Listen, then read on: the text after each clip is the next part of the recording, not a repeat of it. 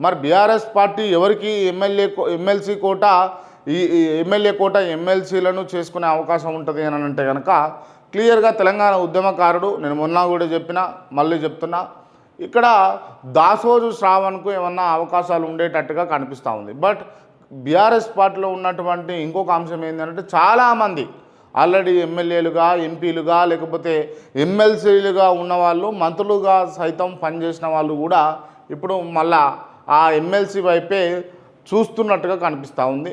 మరి ఎవరిని వరించబోతుందో మనము చూడాల్సినటువంటి అంశం. రైట్, ఇవి ఈ కాంగ్రెస్ పార్టీ అదేవిధంగా బీఆర్ఎస్ పార్టీకి సంబంధించి ఈ ఎమ్మెల్యే కోట ఎమ్మెల్సీలకు సంబంధించినటువంటి అంశం. అండ్ ఇంకొక అంశం ఏంటి అని అంటే రాష్ట్రంలో జరుగుతున్నటువంటి అంశం, తీవ్ర చర్చ జరుగుతున్నటువంటి అంశం ఏంటంటే ఇప్పుడు జరగబోతున్నటువంటి 12వ తారీఖున బడ్జెట్ అసెంబ్లీ సమావేశాలు.